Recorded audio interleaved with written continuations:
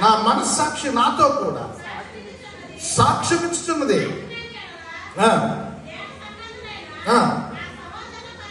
నా సహోదరుల కొరకు క్రీస్తునందు వేరై శాపగ్రస్తుడినై ఉండకూడదు. చాలండి.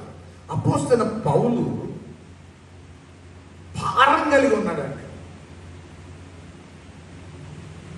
సేవకుడికి ఉండవలసింది ఏంటో తెలుసా? ఆత్మల పట్ల భారం.